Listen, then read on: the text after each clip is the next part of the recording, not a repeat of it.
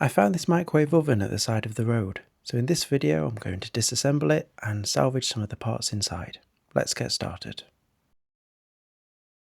You don't need any fancy tools for this project, we're just going to be using a selection of screwdrivers and some insulated pliers. I find a pie tin always comes in handy to collect any bits and pieces too. Why am I taking this apart? Well, if we look inside the chamber, that's not food debris, that's rust.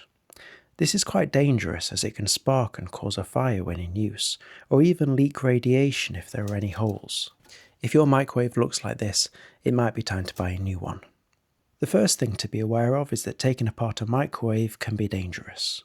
Always make sure that the unit is switched off and unplugged before you open the cover. Even after it's unplugged, some components inside can still store a lethal charge, while others can be hazardous if handled incorrectly. I'll point these things out as we go along. The first step is to get inside. This involves removing all of the screws around the outside holding the outer casing in place. You'll likely need some torque security bits for a few of these. Once these are gone though, the casing should just lift straight off, and we can see what makes the microwave. Yours will likely look similar to this.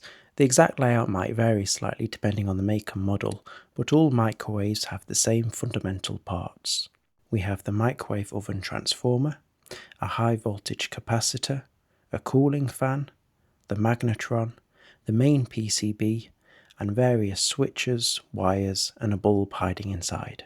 Our first job is to discharge that capacitor. These can store thousands of volts in them, even after the microwave's been unplugged, enough to stop your heart. Modern capacitors often include an internal resistor that's designed to safely discharge them over time, but these can fail, so you should always assume that the capacitor is charged until confirmed otherwise. The safest way to do this is with a suitable high-power resistor to short the capacitor in a more controlled manner.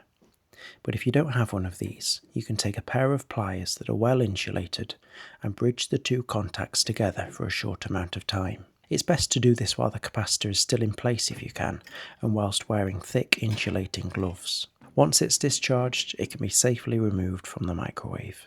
Next, let's turn to the magnetron. This is what generates the microwaves that cook your food, though there's no risk of radiation now it's powered off. It's a common myth that the white or pink ceramic insulators at the side of the magnetron are made from beryllium oxide, which is extremely harmful if crushed, as the dust is carcinogenic and can lead to an incurable lung disease if inhaled.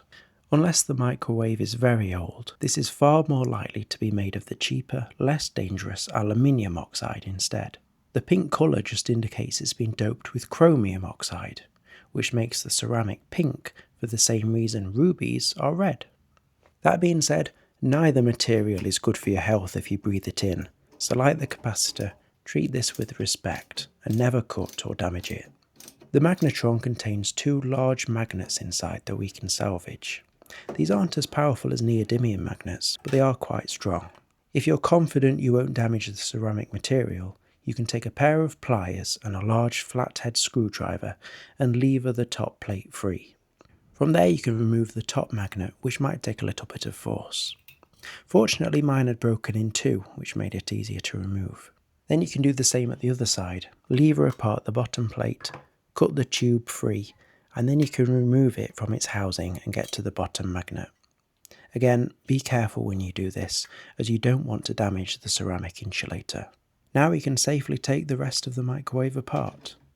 The most valuable piece we can salvage is the high voltage transformer inside, which will probably be near the bottom as it's very heavy. These can often be reused in projects like homemade spot welders, where the original high voltage winding is replaced with a low voltage high current one, or simply sold for scrap. After that, it's just a case of going through and unscrewing everything that's left. Don't forget to flip the microwave over and remove the turntable motor at the bottom. This can be reused or stripped apart for the coil inside. Once finished, you should have an array of parts you can reuse in other projects.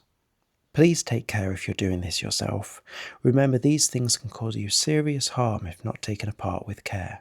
If at any stage you're in doubt, stop and do another project. I have a few on my channel and lots more to come, so do subscribe if you want to see more. I hope you found this interesting. Thank you very much for watching, and I'll see you again soon.